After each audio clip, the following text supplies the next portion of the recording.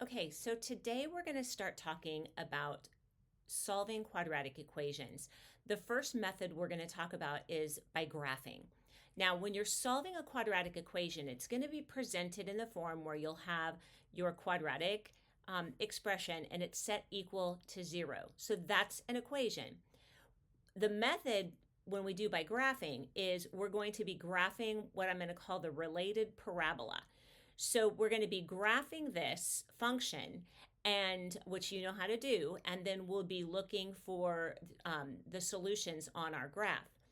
So the solutions to a quadratic equation are the points at which the function intersects the x-axis. Now think about y. We can also think of this equation as y equals ax squared plus bx plus c. And if you find where it intersects the x-axis, then you're finding the x-intercepts, so you're letting y equal 0, which is what we have. So the solutions to a quadratic equation are also referred to as zeros. So you might have the zeros of the function, the roots, or the x-intercepts. These all talk about the same thing. So when you are looking at the zeros of the function, the roots of the equation, the x-intercepts, you're talking about the solutions to this quadratic equation. Now you have three possibilities. We could have two solutions. When we graph it, it might look like this, or it could be opening down and look like this. And you can see that it crosses the x-axis twice. We could have one solution where your vertex is actually on the x-axis, and it could also kind of be hanging if it's opening down. Or it's possible to have no real solutions because it doesn't cross the x-axis. It can be opening up or it could be opening down and not cross the x-axis. So let me show you how we're going to do this. Now, first of all, when it says find the solutions to each quadratic equation, on your notes it doesn't print the quadratic equation you're solving, but it's x squared plus 2x minus 3 equals 0. So we're going to solve this equation by graphing this function. Now notice this is not in vertex form, so we got to find the vertex. So remember, to do that, we're going to do the opposite of b over 2a, which gives me a negative 2 over 2, which is negative 1. Then you're going to plug that in to find the vertex.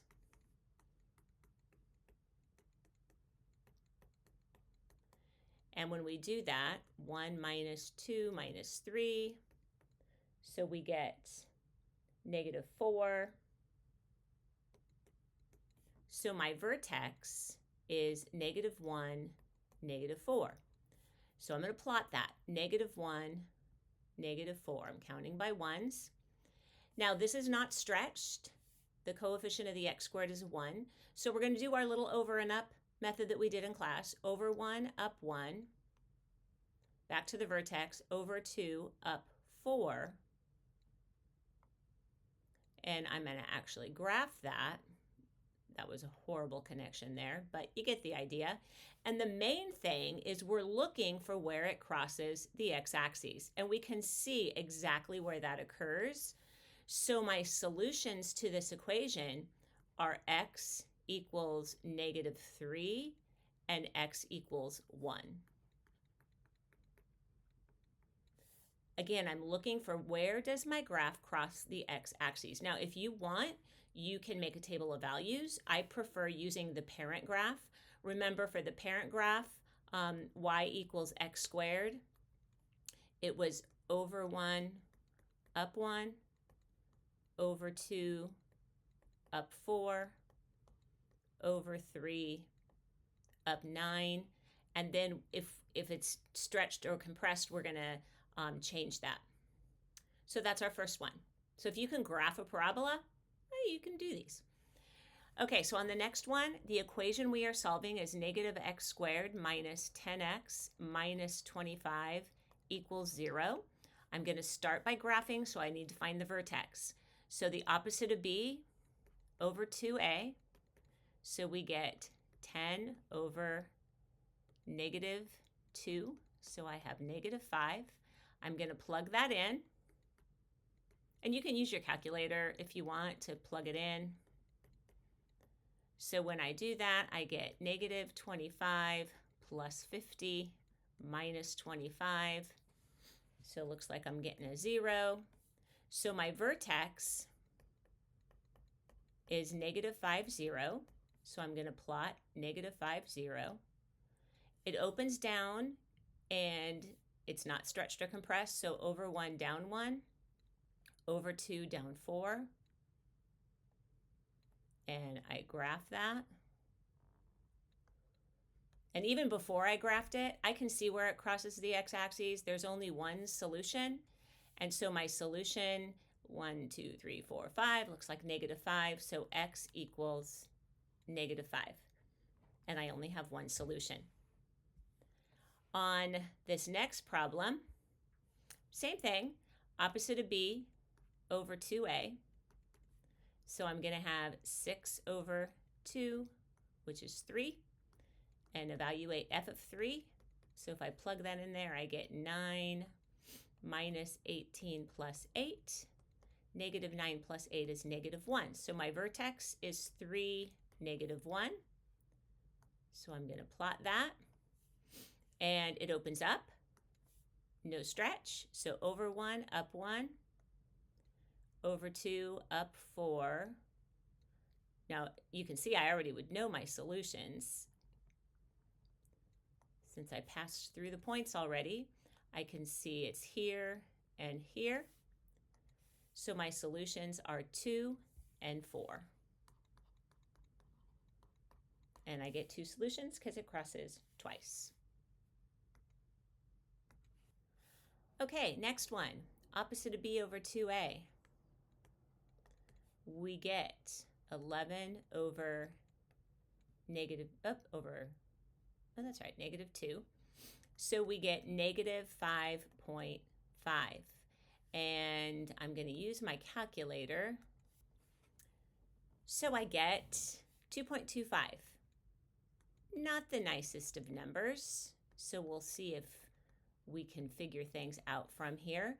So if I plot this, negative 5.5, and then up 2.25. Now, so you just kind of approximate where that goes. It's opening down, but there's no stretch. So over 1, down 1. Over 2, down 4. Now this is going to be a little tricky as far as drawing that in and trying to come up with my answers. It appears from looking at it that it might be here and here. So it looks like my x-intercepts are negative 7, and then this one would be negative 4. So here's what you can do if you're not sure and you want to check. There's a couple options we can do on this. One of them is I'm going to plug this in. I'm going to plug each one into my calculator. So if I do that, oops, let's do a negative 7 squared minus 11 times negative 7 minus 28. Remember, we want to get 0, and we do, so that's good. Let me show you another way. If you type the equation in, let me get rid of this stuff, type the equation in here. You guys have done this before with the table, so we can do that.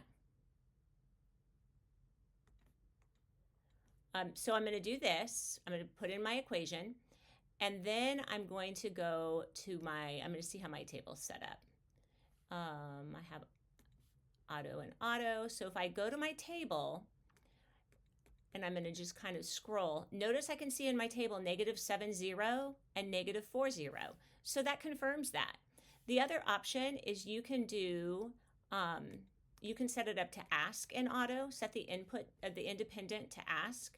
And now if you go to your table, you can type in a negative 7 and you can type in a -4, and you can do it that way. So those are options to use your calculator to help you. So then on this problem, we get x equals -7 and -4.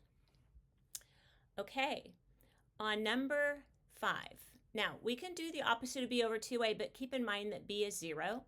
So if you do that, the opposite of b over 2a, because remember, b is the x term, so b is 0 over 2, which is 0. Plugging in a 0, you get -9. So that's my vertex. So 0, -9. And from there, it opens up, not stretched, so over 1, up 1, over 2, up 4, over 3, up 9. And here's my parabola. And this was easy to kind of tell exactly where we crossed. So my solutions, x equals -3, x equals 3. Okay, again, just looking where the x-intercepts are. I won't do that one on the calculator. We didn't need to. That was pretty easy. Number 6, again, we're going to do the opposite of b over 2a to find the vertex. So we get -6/4. So we have -3/2. I'm going to go ahead and use my calculator on this one. So go to y equals. We're going to type in a 2x squared plus 6x. And I mean, we could graph that. Actually, let's do the table though. Let me go to my table set. I'm going to go back to auto and now go to my table. Now, what am I looking for? I'm looking for zeros, and there's one. Oh, let me look for the vertex. Let me actually type in, I'm going right to the solutions without graphing, which you guys might be fine with that. So let's go to ask in auto so I can type in -3/2, and I get the vertex is -3/2, -4.5. So -1.5, -4.5. It's stretched by 2, so over 1, up 2, over 2, up 8.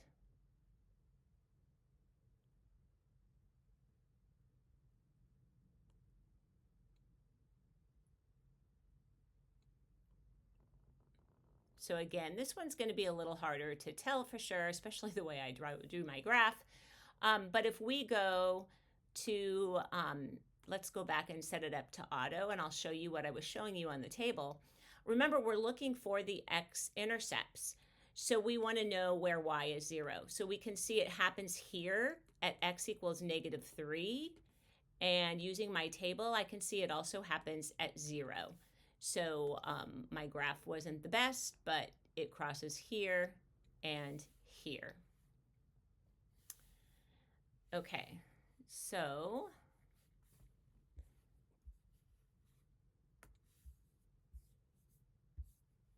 I guess I had that on the other screen, so that's all right. So we get x equals -3, x equals 0.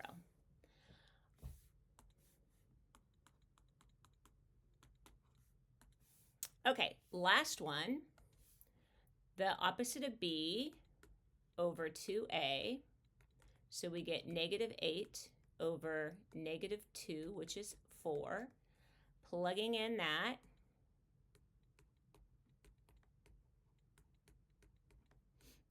So we're going to have a -16 plus 32, which is a +16, minus 17, which is a -1. So my vertex is 4, -1, and it opens down, and there's no stretch. So over 1, down 1, over 2, down 4. So I can get my graph. Remember, we're looking for where it crosses the x-axis. It doesn't. So this answer is no real solution. Now that's different than saying no solution, because there actually is, and we haven't learned about those kind yet. So you would just say no, at this time, no real solution. So that's what you'll be doing on this lesson. You'll be graphing the related parabola. Again, they gave you the parabola to graph, but really what you're solving is x squared, like on number 5, is x squared minus 9 equals 0. On number 4, you were solving negative x squared minus 11x minus 28 equals 0. So you're solving the quadratic equation by graphing the related parabola and finding the x-intercepts. That's the first method that we have of solving a quadratic. One last thing I want to show you is how you can graph on your graphing calculator and how you can actually find the zeros using your calculator. So I'm doing number 4. So I went ahead and put into y1 negative x squared minus 11x minus 28. Now, if you, depending on how your window is set, mine is set from negative 10 to 10 in both directions. If yours is not, you can hit zoom and number 6 for a standard viewing window. And here's my graph. So now you can look at these and kind of tell that it looks like it's -4 and -7, but sometimes it doesn't cross right on a grid point. So here's what you can do to, once you have your graph. If you go hit the second button and then hit calc, one of the things you'll see is it says 0, because that's what we're looking for, the 0. So select 0. And then it's going to ask you for a left bound. Now, first of all, I can't even see a cursor, so I'm going to kind of move my cursor.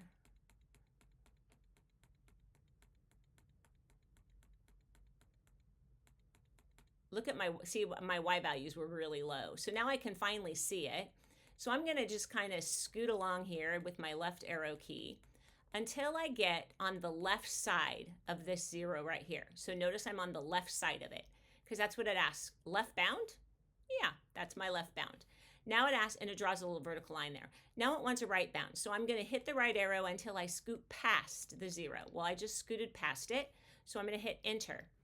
And it draws another one. So my 0 is in between there. Now it asks for a guess. I'm just going to hit the back arrow once and then hit enter. And you can confirm -7, 0. So to get the other one, if you go second calc 0, and now I'm going to scoot over here. Notice I'm on the left side of this 0, and it asks for a left bound. So I hit enter. And then I scoot along till I'm on the right side. It says right bound. Yeah, that'll make a good right bound. And then I'm going to hit the left arrow to go in between, hit enter, and there's my -4. So this is a great way, if you're allowed to use a graphing calculator and you can graph it, you can find the solution to quadratic equations by graphing the related parabola and using technology to help you find those values.